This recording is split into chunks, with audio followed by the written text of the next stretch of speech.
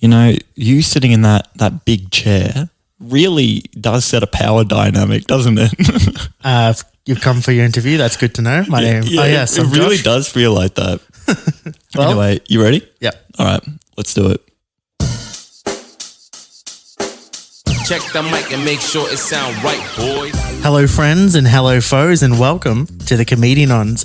My name is Josh. It's a podcast we tried to start with 13 years old, but here we are 9 years later for our second episode of the second season. As I said, I'm Josh, and joining with me today is the man who I'm reliably informed got an email that he was an heir to an $8 million claim of dollars from some Nigerian prince. It's Jono. Yeah, and the link, it's bold, it's underlined, Thank you, it's thank nice bright blue. So when it's like that, it means it's more important. yeah, I'm and pretty sure it means you have to click it straight away. You have to click it straight away. Maybe I didn't click it straight away, so maybe I'm not going to get Oh, well, get I the was gold. looking into emails. I clicked it for you. Oh, thanks, man. Yeah, no worries. I thought, appreciate it'd be good if you didn't do it. I was worried, I better do it. Thanks for Was taking unread. the bullet for me. Yeah. On my own computer. I kind of did it for you. Took the Anyway, bullet for you Joshua, as you said, season 2, episode 2, it feels good to be back into the rhythm. It feels of good to things, be doesn't it? podcasting again. You said this to me before we started recording, Yeah, we were having a little chat. We sat down and we were like, wow, it feels nice to be back in the chair. It feels better to be talking in these weird things that we still haven't gotten used to. And hearing each other The in our flight sim headphones. The flight sim, I know. Looks like something out of Star Wars. I definitely struggled on the flight sim last week. Yeah, I think you've done good so far. So Nothing's far, we're good. I've broken. been practicing. I've been sitting here practicing my moves. But yeah, episode 2, we've got actually quite a good episode. Oh, what do we got coming up? One. Tell me. So first of all, we're starting off. If you remember last week, I was embarking on a run. So This is true. My second competitive run. I don't know. I 10 genuinely kilometers. don't know why. I walk in the door about to die, and Josh goes, I don't want to know how it goes. I don't want to know. Like, I don't want to know. you know what? Leave it for the podcast. I had to put my gold medal away and pack it so we didn't see it. That was weird when I saw that. It kind of spoiled it for me. Can't But there you spoil go. it, but you never know. You never know. Then Josh has got a story about a two-faced ice cream man. Van Ice cream. You didn't read it right No, I before, didn't. and I thought that you just were saying it to get a rise out of me. God damn it! Look, both our handwriting isn't the easiest. The blue thing to board, read. the blue board of the future. We is- also don't have the run sheet in front of us, so I'm going off memory. Then true. I've got a question to ask the people and the person more here. more importantly, if I'm guilty or not guilty. Ooh. Is it my fault for what happened? Do you need to bring yourself back into the police for this? Or Yeah. what's the result of this? We don't know. Well, yeah, maybe we'll be heading down to the local. I was going to say LPO, but that's that's the post office. That's the post office. LPS, local police station. LPS, There you yes, go. that's true. And then we're polishing things off with another story from the J Man. That's right. Another story about the post as well. Another Speaking of the story post, about- perfect Mate, segue. That's Actually, probably why it was on my mind. yeah, there you go. But, it's time to get into it. Then. Time to dive in.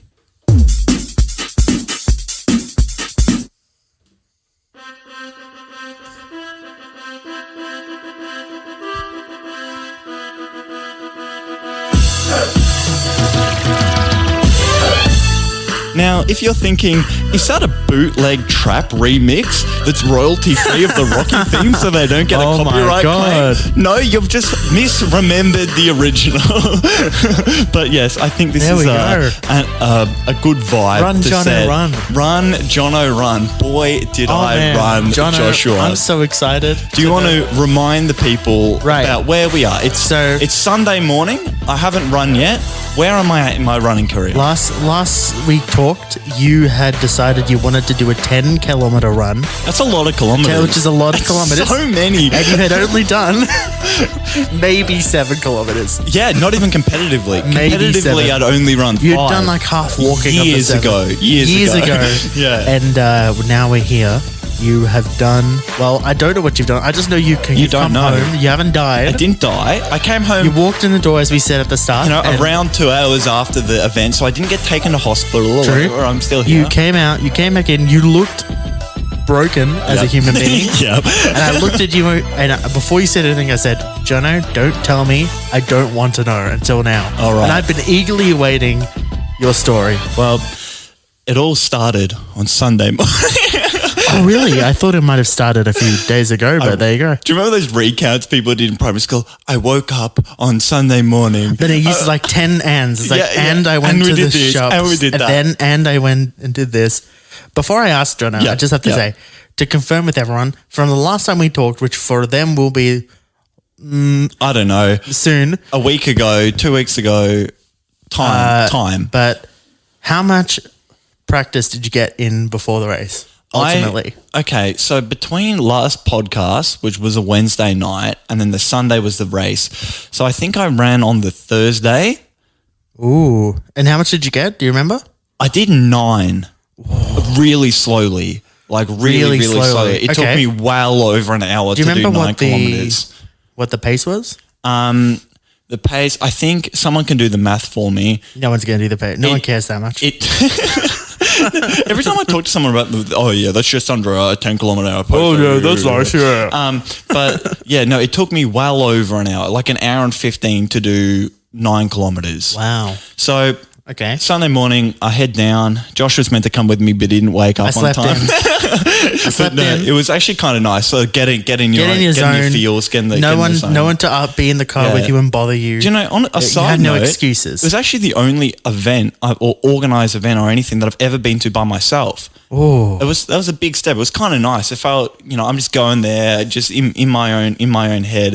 It was great. So you turn up. I turn up. Can I ask in the car you? My park. first question is, as you get to the point where you can start seeing the people there. Yeah, like I'm parking the car. Yep. You got like 30 years below them, don't you? Yeah, definitely. So this is actually something that I wanted to discuss. First of all, when we're just milling around, that really awkward stage where you're signed in, you're registered, you've got your little bib going on. You got like a couple people who are in the same group because they've come there together probably. Yep, exactly. A lot of duos, but something you begin to notice is the categories of people.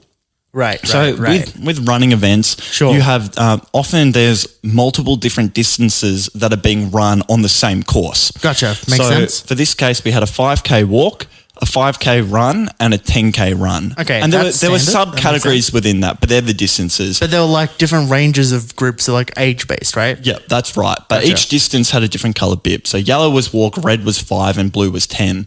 Okay. So it's really funny. If you saw, before people put their bibs on and stuff, you'd see people who would have like brand new like leggings and bright white running shoes and like the latest Nike tank top and everything. Yep. And then there'd be a category of like shabby looking dudes with old clothes and sneaks that look like they'd run about a million kilometers.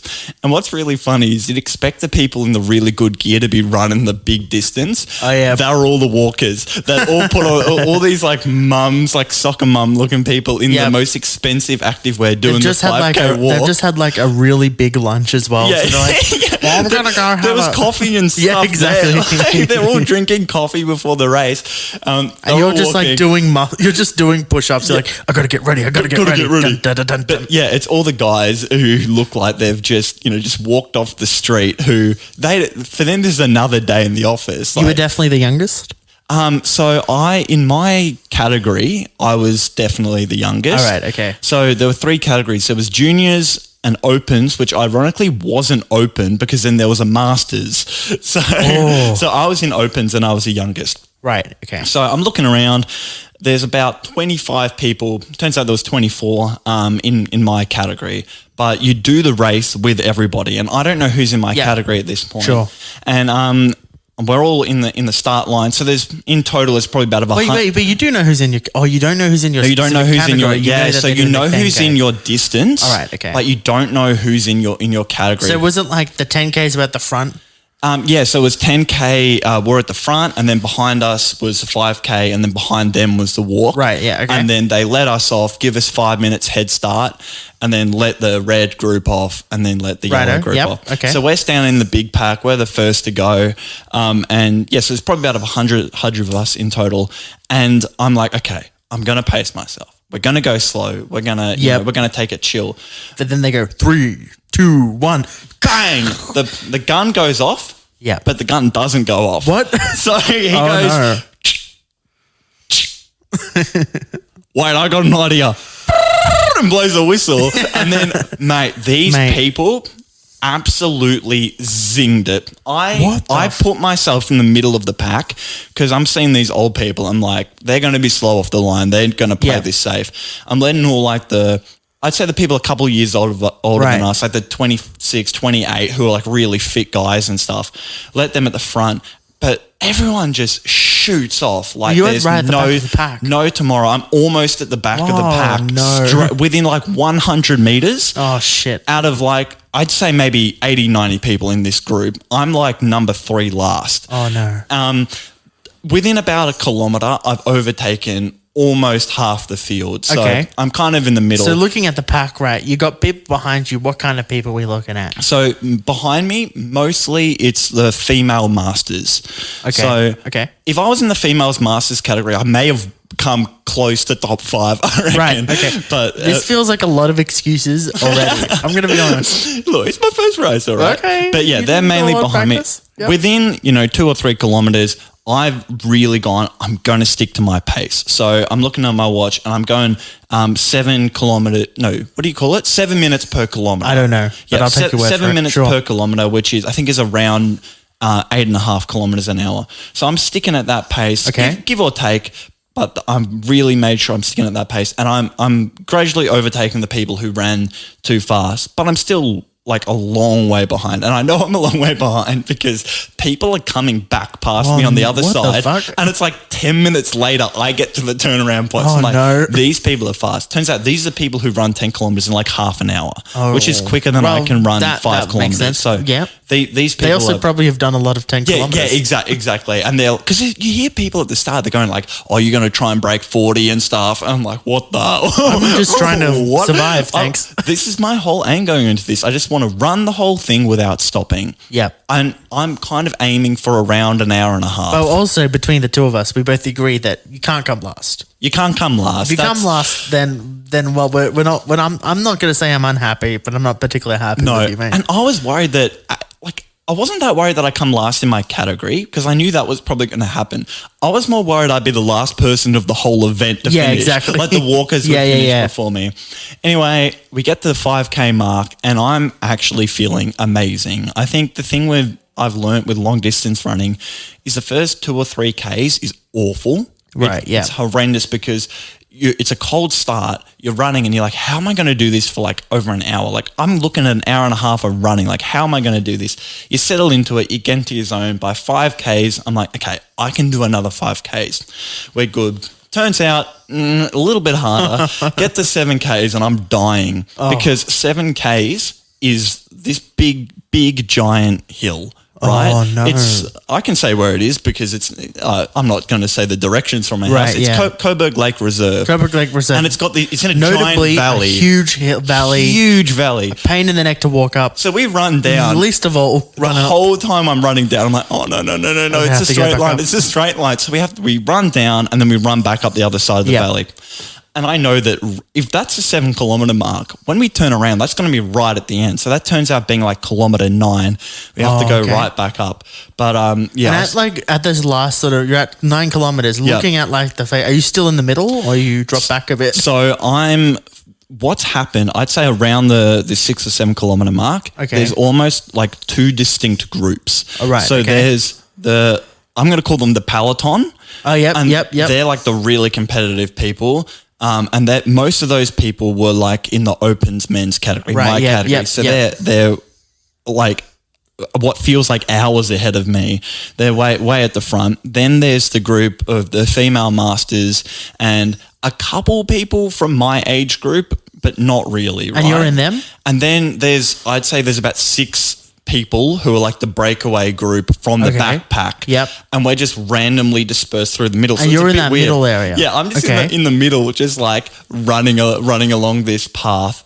Right. But I was actually telling you, Josh, this story. It was along this section when I was kind of running by myself. I'm looking at my watch almost constantly to make sure I'm keeping a good pace. Right, yeah. And this old lady who you can be forgiven for not realizing you're on a racetrack in the middle of the section. Especially when it's not necessarily always a racetrack, you Yeah, know? exactly. It's just a bike path.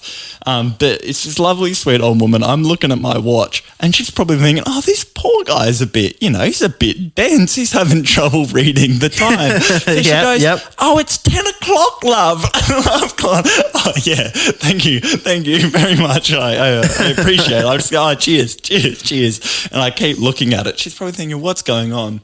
But last kilometre, we're kilometre 9. We get, a little bit deep into kilometre 9 and I see the finish line. It's this big, It's red, front. beautiful thing.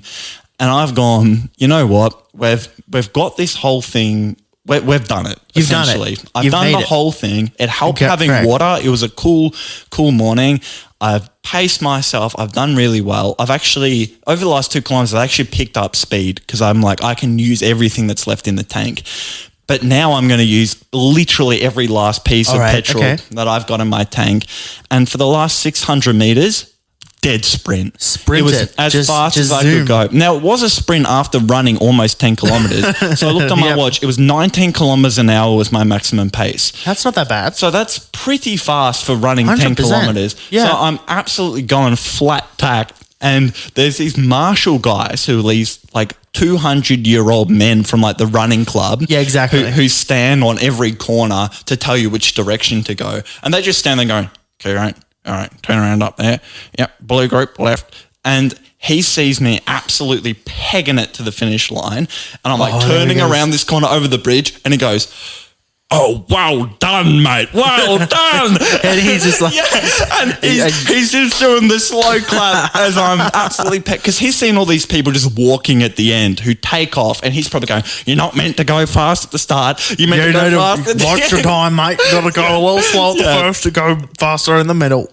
So I absolutely peg it over the finish line, and there's probably a good like 30, 40 seconds where I don't know where the hell I am or what's going on. The euphoria of everything catching up with you. No, I was dying. You were dying. I was like trying to get out of this big pack of people who just stopped on the finish line so I can go and throw up somewhere. There's this guy's giving me a pamphlet being like, oh, well done, here's your medal. And here's this petition to save the Coburg Athletics track. I'm like, mate, I'm going to throw up. Just sit against the fence for like 5 minutes. I'm okay. You didn't munt. Thank God. I didn't munt. I really thought I was going to do it. Lost $2 on that bet. Joking. But the results. Okay. Can I ask a question? Yes, you can. Did you get an actual result of like where you placed in your group? Yeah, we did. So you did. I got overall. I can't remember what overall is because it doesn't mean anything. Overall is in like including the 80-year-old women. That doesn't count. But there were 24 people in my category. So first of all, I'll give you. Josh is just dying on some cordial over there. Go ahead. Sorry, go ahead. It was. Do you want the time first or the placing? I think the time. So my aim. Time first. Well, the number one aim was to not stop. Don't stop believing and don't stop running. Oh, you got that. Tick. Amazingly. I didn't even stop for water. Oh, well, that's good. I nearly choked as I'm running, drinking water. Right, okay. But my second goal was an hour and a half. I was talking to my mate, Steve, if you're listening, shout out Steve. He said 8 kilometers an hour. That's an hour and a half. And I'm like, that seems like an ambitious goal, seeing it took me an hour and 15 to run 9. But we can do it. My time, ladies and gentlemen. Drum roll, please. 1 hour, 5 minutes, and 33 seconds. Holy shit, let's go. Thank you very much. Which put me out of 24 at 21. We did come last. Yeah. That's all that matters. We did not You didn't come last. What a wonderful time. And you did a good job, mate. Absolutely. And when no shit, you were fucking tired. Mate, I was destroyed. But no, it was one of those moments where you look at something for so long and you go, I can never be a long distance runner. And then one day I woke up and went, I'm going to be a long distance runner, and you can do that. And there you go. It's absolutely possible. People told you you've got reject shop lungs, reject lung shops. But there you go. But you show them. Jokes on them. I came 21st. Ooh.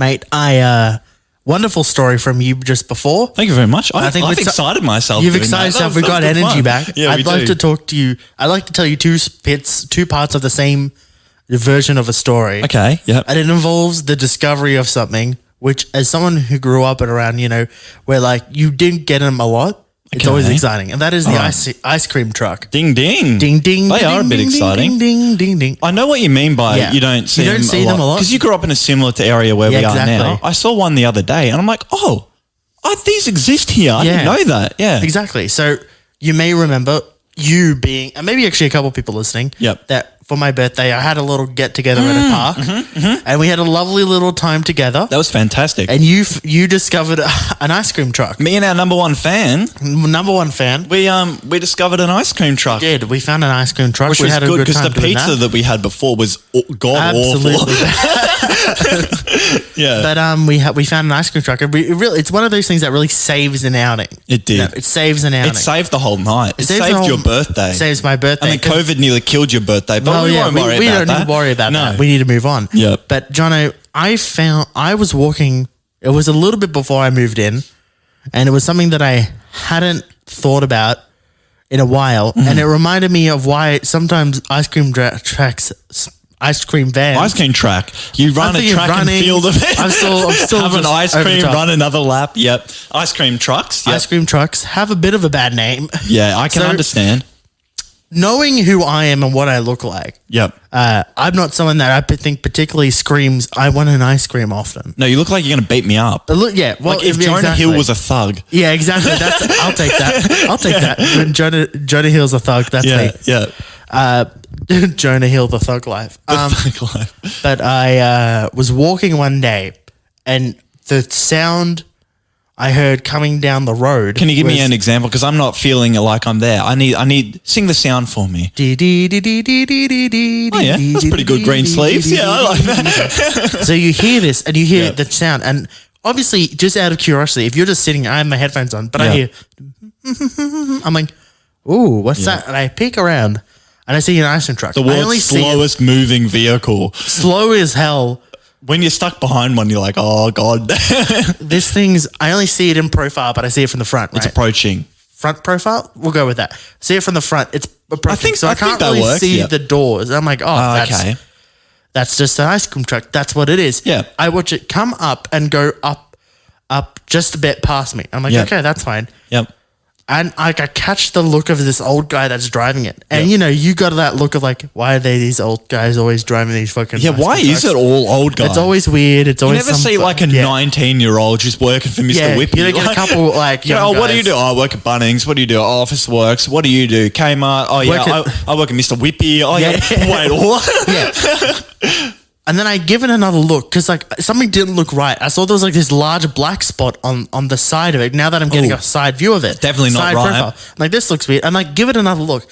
And I noticed that fucking side door was off. There had no second side door. The sliding door? No actual door on the front of the truck. On the front of the truck, there's no door. One of the sides had a door. Like the other one had no door. Like the driver on the passenger side. No like the cab. door. No door. The cab had no door. Cab had no door. It's like he's in a safari vehicle. No door. Like the entire door was off. That's crazy. Like, you know when you see people there on like the Sahara in Africa, they're just mobbing through the one of them's like standing up, but like he's standing up so he has his front on the top of the car. Yeah, they're holding the thing and he's taking photos with a sniper camera. One side was fine because I could kind of see it through the big space in the Now, I don't know why. I must have been looking at it for like a second too long. Yeah. But like I turn around, start walking right, and then you don't want to look at an old guy in a van for too long. I don't realize it, and then like I'm walking, and then I hear the sound that was slightly far away stop, and then getting close, I hear dee dee dee dee dee dee dee dee dee, and I felt like I'm being chased by this fucking ice cream truck. Jerry turns around. Oh my God! Turns into my truck, and I sort of look to my side. I'm like a shock for a second because this ice cream truck drives right up next to me, and the guy looks out at me. Is he like a really lanky old weathered guy? Dude, yeah, with a big fucking mustache. Like me if I lay in the sun for 80 years. Yeah, he looked like a sultana. Yeah. But like left in the corner of a cupboard, so it's all dusty as well. Yeah, just left in a broken down van from the 40s. Exactly. Yeah. He comes out and he looks at me, and I'm going like, oh no, I'm good, man. No, I don't want a Barbalo Bill, so, man. Like, the problem is though, we're in like a one-way street that's short now. So that's bad. Imagine if it was a dead end. That'd be awful. And he looked at me like, you want ice cream? I'm like, no, I don't want ice cream. Do I look like someone who wants You want a paddle pop. No, you want a soft serve I don't want your paddle pop, sprinkles. I don't want your... Have my fucking paddle pop. Hot dogs, mate. You want my hot dog? Do they sell hot dogs? Yeah, sometimes they sell hot dogs. No way, that's crazy. I've never had... I don't think I want... they dip them in that chalky sauce? I bet you could ask them to do it. I've got a question. Go ahead. If this doesn't derail you too much. No, there's really not much left to this. A soft serve It's exactly that. It's a soft serve. It's very melted ice cream. It's softly served. First of all, when they tip that stuff upside down, I don't know how it doesn't fall out. Yeah. And then they dip it in melted chocolate, and it somehow when they pull it back up, it stays like surely that's so heavy it falls off. Yeah. Here's my logic is, right? So you got the cone bit, which is like that small little that looks like. It honestly looks like a bit of a microphone, right? So everybody like just the top of a think microphone about the microphone that you're hearing right now. Like imagine like a cartoon microphone. Imagine an ice cream cone. Top bit of, well, yeah, sure. But it's one of those ones that's like shorter. Yeah, the stumpy boys. Stumpy ones, like right? the really cheap ones from Woolies. That's the ones I'm talking about. The ones that I still don't understand who this target market is. No, we bought them and we had them for literally 8 years in our pantry. I remember we bought them once and we used them. Then we're like, why are we using these? Then we got rid of them. Yeah, exactly. Yeah, I have a bowl. I have a spoon. It's like way better than this. Like the only $4 times pack, an ice cream cone is like if I'm like really like, you know what? I'm going to go nuts and have a fancy waffle cone and go all in on like some really nice ice cream. Fair. Do you reckon that happens with ice cream though? Sometimes I really want ice cream. I impulse got you to buy a 2-liter tub of Neapolitan ice cream that I had once. I don't think you've ever had. No, I really haven't. And then 2 days ago, I'm like, I want ice cream. And I bought a Magnum. We had the Neapolitan. Yeah, but I didn't want that one. So I bought this I've never done like a single serve tub. It's not a single serve tub. It was 4 serves, but it was designed to be eaten in one sitting. But I watched you. I came home. You saw me on the second day eating this. Yeah, and I watched you just shoveling it into. You thought it was yogurt. Like I was just eating it so casually. You're like, oh, that must be yogurt. Sometimes I thought it was like that. You know that like yogurt that's marbled with like with berries and fruity stuff. That's the one. It was get this right. So it was It was a brand that rhymes with Magnum, and it was just the creamiest ice cream I've ever had in my life with literally caramel goop, I think they called it. Caramel goop. And it wasn't just swirled through, it was like infused in the ice cream. And then it had, I've never had a brand that rhymes with Magnum. No, rhymes with Magnum, not actually Magnum. Okay, sure. Sponsored by... Yep. And it had actual like rhymes with Magnum chocolate all the way through. And what you had to do, you had to crack it. So this sign on the bucket and it said squeeze me, and I squeezed it and it felt like, you know, those videos of the chiropractors smashing people's back and their spine is like snapping and cracking. Yeah, it's... Oh my God. I remember, I think I said this to you a while ago. Yeah, I remember when I had to go because like I had like podiatrist stuff, but they have one of those fancy chiropractor chairs. Yeah, because it ultimately helps because with the feet and all that, right? Yeah, but like you go align the back, align the body, but you just hear chukunk, chukunk, chukunk, and then you walk. I'm like, wow, I feel great. You feel like $1 million bucks. But in the middle, you go. That's what it did to my ice cream. So I hope it felt good. But oh my God, that stuff was delicious. It was like pieces of dark chocolate all the way through. It's like if you break up like a Easter egg or something. Oh, that's exactly what it was like. Gotcha. But yeah, so that's one of the times I was in the mood for ice cream. Now I'm not in the mood for ice cream, and you weren't in the mood for ice cream with this guy. So the core of what my question did he kill you? Is well, no. Oh, okay. Why do you think actually that, I don't have to pay double rent? Do you think it's because like I sat there and I watched him for a moment? You've done the thing that I often do where we're genuinely interested and inquisitive people. Because like I'm looking at it and I'm trying to think, why the fuck is he driving around with no door on this side? And like the no door is bizarre. And if the no door, plus it's an ice cream truck, but there's an old guy, it doesn't give me good things. Is the no door on his side or the passenger side? Passenger side. Okay, so someone's escaped. That's really not a good turn of events. No. I've been sitting on a story for a little bit. Really? Yeah. I remember a couple of weeks ago I went out to the shops and I came back and I'm not sure if I said to you, but I had an altercation with a crazy, and I might actually be in the wrong here. So I've written on a little run sheet, guilty or not guilty. Okay. Because what I want you to tell me is what I did something that triggered this bloke, right? And I want you to tell me if, yes, he overreacted because he was a colourful character. Sure. But was he in the right to say what you did wasn't the right thing? Okay. Was he in a right? Are you saying, are you guilty of doing this? Am I guilty of setting off this guy by doing something that I shouldn't have But you done? did do something. I did something. I Okay. did something. Well, I'm willing to hear your case. So The court of Josh has opened. the court of Josh has opened.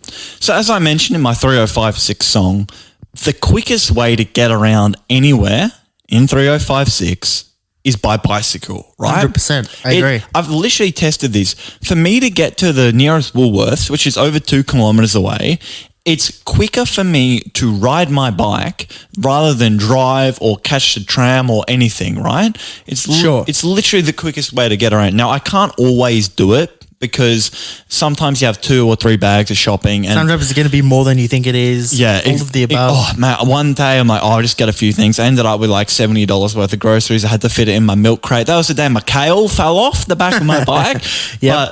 You You had to put some little band thing, boys. I had to get some bungee cords. God, that's the most inner north thing that's ever happened to me. I'm riding home with a kale literally falling out of my bag. That was quite funny. Yep. But there's this bike path along one of the local train lines, and it's chockers, right? It's so busy with bikes because you see a lot of bike people coming on there. It's one of those main ones. It goes into the city. It's like a bike highway. It goes into the city. It comes out to our area. It's a main area. Yeah, like it services the suburbs. So it's really like 100%. It's like you're driving onto the freeway, right? You ride your bike through the 100%. suburbs onto the bike highway. And I'm riding along this little area. Now, if I'm overtaking a pedestrian, we've gone through this in last season actually, and I was saying that when you ring your bell, I don't actually like doing it if I don't have to, right? So if it's safe for me to overtake a pedestrian, I'll just go around them because 100%. I found if I ring my bell, honestly, it's more than 9 times out of 10. It's probably 19 times out of 20 that I don't know if that's different odds. It could be the exact same odds. I'm not. Wait, what did you say? I said it's more than 9 times out of 10. It's 19 times out of 20. I think that's higher odds. Higher odds. Yeah. I'm a statistician. 18 would be. Wait.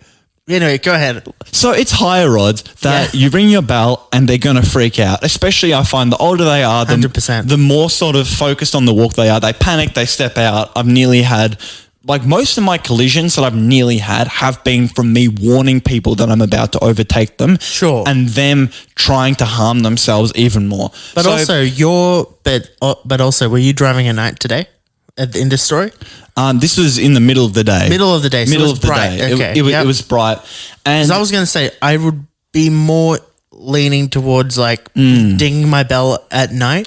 At it's hard night to tell because behind. you can't really see what's going on. But this was the middle of the day and I'm overtaking pedestrians like it's nobody's business. And it's really Zigging busy. and So zagging. most people are doing really well to keep over on the left because they know they're going to get mowed down by a hipster, right? Sure. And you don't want to get mowed. Death by a hipster is just Probably the worst way to go. Imagine that. Like Jane Smith got run over by a hipster with kale. Like that's not a way to He go. held out kale as he did and he beheaded her. Just bush. Yep. But yeah, we're overtaking pedestrians like it's no tomorrow. But then what happens is there's a guy on a bike, right? And he's riding. It's this guy. He's wearing like a retro jacket that I bought recently for way too much. You know, one of those like not aqua aerobics, like old people aerobics, like retro aerobics spray 80s. jackets, right? What do you call that? What's that color? It's a parachute, like parachute. What's that color combination? You know what I'm talking about? Like that. It's not neon, but neon blue, purpley thing. Yeah. Those ones. So he's wearing right there, like chill looking dude, right? Slightly older guy, right? Got a bit of a beard going on, and he's going so slow, right? Right. Okay. On this bike track, I normally go pretty slow. I'm probably going like 18 kilometers an hour, right? We're just chilling. It's a busy road. Sure. And he's literally going, I could walk faster than him. He's going super slow. I realize now that he was probably drunk, on drugs or something, right? And that's why he's just crawling. But I see this guy going slow and I go, oh, okay, I can overtake this guy. I'm not going to ring my bell or whatever because why would I? Exactly. I'm going 10 kilometers more than him. If not 15, I'll easily overtake him in about 4 seconds. So I do the thing, I head check, which no one does on a bike, but I head check. Yep. I see that we're all clear from the back. I see that I've got heaps of room in front of me to overtake in front of him. As I'm dead parallel with him, I haven't rung my bell. He turns around and he head checks. Thank the Lord living Jesus he head checked. Right. Because he saw that I was there. And I do the odd, whoops. And he goes, and then there's a little tone in his voice afterwards. He goes, I hear as I'm like riding off in front of him. Right. Don't think anything of it until we're riding and we get to a stop to cross a road and he's coming up behind me and I just hear him going, I'm like, Right. This is bad, but I'm starting to put two and two together. Okay. He's not happy with me for not ringing my bell as I've overtaken. I've already understood the gravity of the situation. Anyway, we get a little bit further on and there's like a crossing where sometimes there's a boom gate down, you can go right across, and I'm praying this boom gate is down so I can just keep going and I don't have to worry about this guy who's now not riding slowly anymore and he's riding the same pace as me. Oh, he's keeping up with you. Faster. Yeah. He's trying to catch me and I'm going, oh no, this is bad. This is really, really bad. Anyway, we stop at this crossing and I can hear him come up behind me. I see him in my peripheral. He gets up to me and he goes, don't believe in a warning, do you, mate? And I'm like, oh no. And at this moment, there's a gap that normally I wouldn't take in traffic to get through, but I've seen my opportunity to go, if I take this gap, which is questionable, this guy won't also be able to get through and I'll be able to take off and get some distance from him, right? Because I know... At this point, this doesn't seem good. No, as we stated on last week's episode, 10% chance of getting into a fight, and this is my 1 in 10, right? Yeah. And I've zoomed off, and he yells a lot of expletives that I'm not going to repeat because I want to get hired if I do choose to apply for another job after this. And that he yells at me, and that's when I realized, okay, I have to peg it. So I'm absolutely hiking on my bike, right? And I'm like, as soon as there's another exit on this bike trail, I'm getting off and I'm just going through the suburbs. Anyway, he comes across behind me. He's probably about 100 meters behind and he just goes, run, you coward, run. And I'm going, my God. Oh my God. Like, if he catches me, he actually is going to fight me.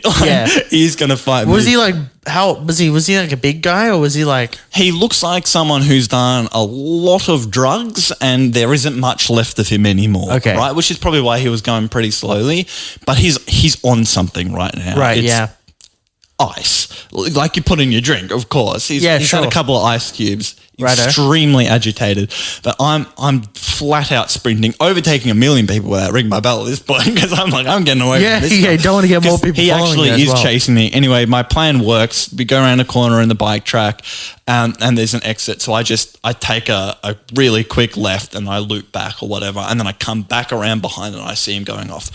So we're all good. Threat. Crackhead of the day avoided. We're all good. But the question still looms, right? I head checked when I overtook him, right? I didn't ring my bell. So that's one good thing I've done, one bad thing I've done. He's head checked, so we're all good. We haven't crashed. We haven't done anything. Is it my fault? Should I, in future, to avoid this happening again, do I ring my bell when I overtake someone, even if they're going like 15 kilometers an hour slower than me and it's completely safe? Do you think that I've clearly triggered him, but was it irrational or rational? What do you reckon? You're not going to want to hear what I have to say. Oh no, this is bad. All right, what are your thoughts on the matter? My honest opinion, as someone who does ride a decent amount, don't have my bike here, gotta get my bike here. We've gone through this. Doesn't matter. The one bike you could have nicked, they finally took it home. I mean, to be fair, I only had one wheel, but they took it. I watched them take it home today. I don't know why this bike with one wheel, it's just been sitting outside our place for like now 2 months. 2 months, yeah. But, anyway, it's gone now.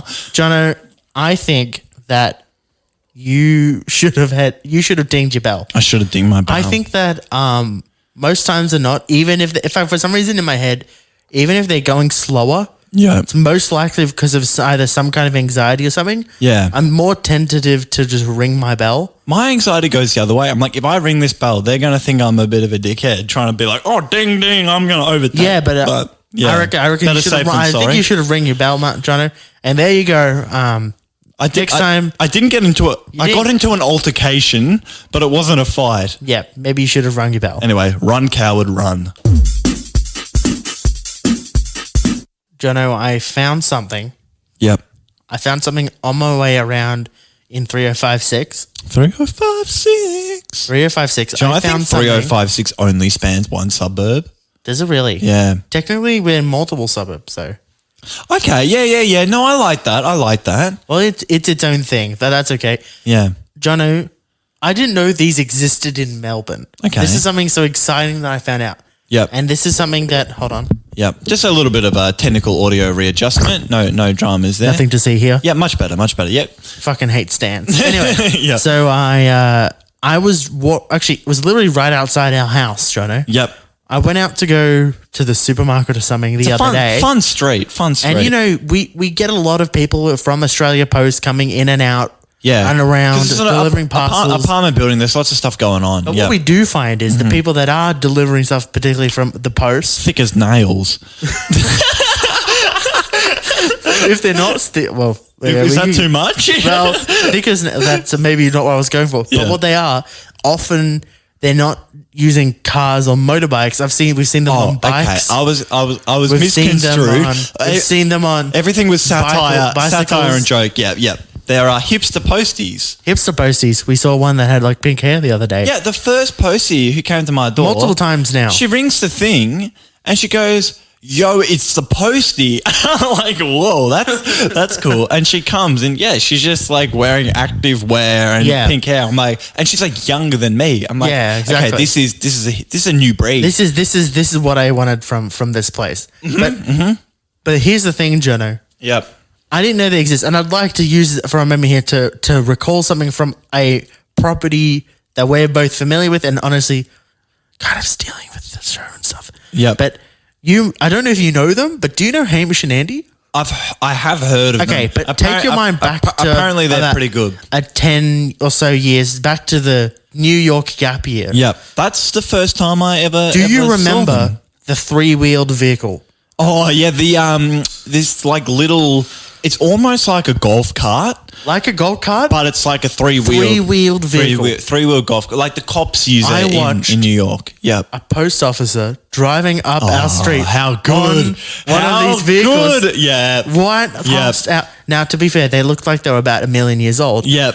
But the thing is, I've seen these. You've seen these here. Fantastic. This is the first time I didn't know they existed here. That was nuts. Yeah, because I actually spoke to someone about it. I saw these maybe 3 or 4 years ago, right, around my old hood, which is actually where the Australia Post distribution centre for this part of Melbourne is. So they were rolling them out there.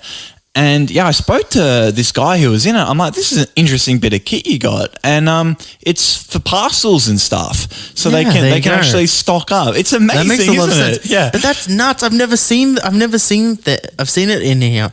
So not around my area, at least. I have this thing with posties, right? I feel like there's got to be a ranking of posties, like the clicks and stuff they have in the break room, right? 100%. Push bike guys have to be like the apprentice blokes that are they got to be people that either bullied or people who no one likes, so they get put on the bikes. They're on the. Imagine posting around the whole day on a pushy. That's got to be frustrating. Be bad. And then the cool guys are the ones in the motorbikes. Oh, the motorbikes. That's God people. They're the same kind of brand of man who are all women, but mainly men. Yeah, mainly men. Stereotypically men who, on the weekend will get on with a bunch of blokes and then drive on their motorbikes down to Geelong. Exactly. Yeah, mate, me and my brother, we went down to Geelong. Yep. They're the people who just go mobbing on motorbikes. You just be driving down the freeway, just hear. And you just watch them, and for a moment you go, is that a fucking? Oh no, it's just some. They're actually the best kind of guys though, because I guarantee if you see a really chill looking bloke on a postie bike, and you go. You've got to speak like a complete, absolute nut job. You've got to go, yeah, how you going, mate? He'll go, yeah, nah, mate, just another day, mate. Yeah, beautiful one out here, right? Yeah, they're 100% true. They're the best kind of guys. But I reckon even below the guys on the pushies has to be the 3-wheel electric postie cars. Surely that's humiliating as hell. you're not doing well. If Was you're in one of the those. one that you saw? They may have like improved them since the prototype. So testing it me, but they look like they're big. They looked like a golf cart. Yeah, it was like a golf cart. It's the size of a golf cart, and they had no seats. It'd be like some gigantic area to put it's just parcels. like one seat, and then like a big. It's not even it's not like it doesn't look like a ute. It's got like a canopy. Exactly, a canopy over it, and some old blonde woman called Kathleen who's just driving it. Yeah. Kathleen, who's got a lot of problems at home, so she takes it out on the parcels, but when she piffs them, just right through some guy on a bike. Maybe these aren't good because we've had one parcel that we discussed in the trailer, they took back because this wasn't Australia Post, but they took back. It wasn't, but they were technically connected to it. They weren't smart enough to realise that a unit is within an apartment building. Right. And then the second one. Multiple Uber drivers who just don't know how to get inside. Who can't find a gate. They go, oh, it's got a number here. How do we get in? There's only one. Can I digress for a second? There. Sure. Oh my God. So the way that this place is designed, we discussed it briefly. It's an apartment complex with 6 units inside. Right. There's one main pathway towards the back of the area. Yeah, so there's like on the left-hand side, there's like a gate that walks down the side, and that's how you access all the other ones, and the staircase. And there's like a middle way staircase that you go on one side or the other. Yeah, you go up the stairs, and that's clearly the main entrance. We've had heaps of people. I had a party here. Everybody figured out how to get into the house. No one had any dramas. But there's also a driveway, probably, what do you say, 80 centimeters away from the gate. There's a driveway that's always it's got 80 double doors. Yeah. But no, is it a double door or is it like a pull down one?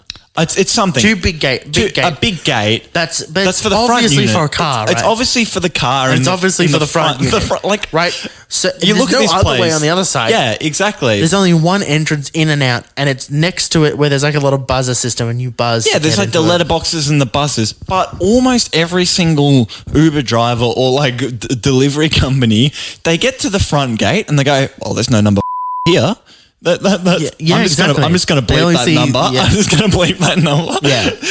There's no number X here. There's no number. Yeah. Thanks for bleeping it, John. Yeah. No dramas. And they panic and they go home. I had an Uber driver who I can see him on my little map. He's been parked for like 3 minutes. I'm like, bro's tripping. So I head down and he's literally pushed open this gate. It is a double door. He's like pushed open this gate, and the front yard at the moment, they're having stormwater works.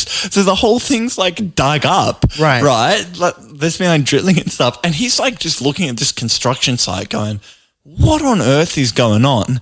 And then I'm standing at the gate and I'm calling out to him. I'm like, he's like a meter away. I'm like, oh, hey man, Uber for Jonathan. And he goes, yeah, but it's for this house here. And I'm like, yeah, we're connected. It's the same place. Like, it's clearly not a house. No. It's an apartment building. Exactly. You can see that it's an apartment building when you look at it. But yeah, this happens to us a lot. And on top of all of that, we just recently had a parcel that's disappeared. God. It was delivered. It was marked delivered. We can clearly tell. I can tell you it's been delivered. And this is the first mystery of the podcast. Yeah. Someone who doesn't like us in this building has taken all our parcel. the podcast recording stuff. So the microphones got sent back. And now... Oh my God, it has been. So this little flight sim that we're doing, it has a backup recording that you can put in it. Yeah, so we ordered an SD card. We ordered an SD card to do the backup recording because we lost the intro of last week's episode and had to redo it. So we're like, oh, we'll get the backup. And someone's nabbed it. So maybe they just lost it in their van or whatever. Went, oh, whatever, delivered. Yeah. How the fuck? What are we... Yeah, I don't know. I don't know what the solution is for this. But it's annoying as hell, man. Great invention. And before we go, I'm going to do something that we haven't done before. Whoa. We're going off book here. Really? We started talking about posties. Now, I work for a company. I'm not going to give him a shout out, but I'm going to say that my boss at the company I work at is part of this great charity. He's been doing a lot of volunteering for them lately. It's called the Mailbag. The Mailbag. And the Mailbag, it's a bit of a crude pun, and I think it's fantastic.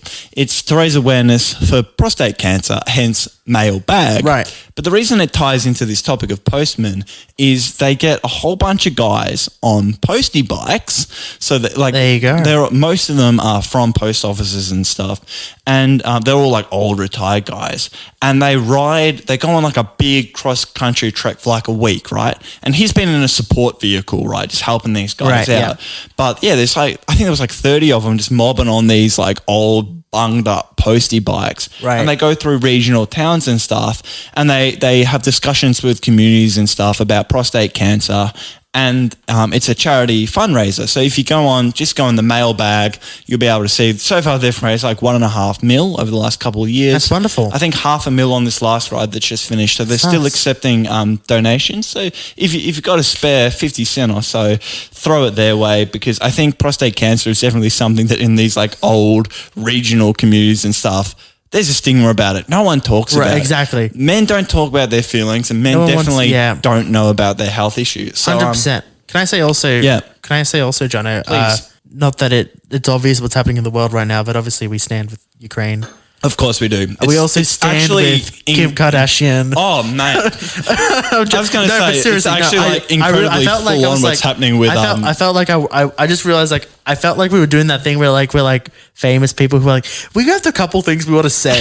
We like to say a lot about the people. Yeah, well, the postie thing just really tied in with this mailbag thing. I'm like, oh, this is actually a great opportunity. And I just wanted to just jump on top with the Ukraine stuff just because it is something slightly closer. It's something that you never think is going to happen, but in our description of the Spotify, I found this fantastic article about if you don't have $1 to spare for Ukraine, what are things that you can do? Exactly, and it's more just sort of ways where you're purchasing things from, what you're doing, what activities, the kind you're of doing. people that you're supporting. I know that I know someone was saying that Nestle's still.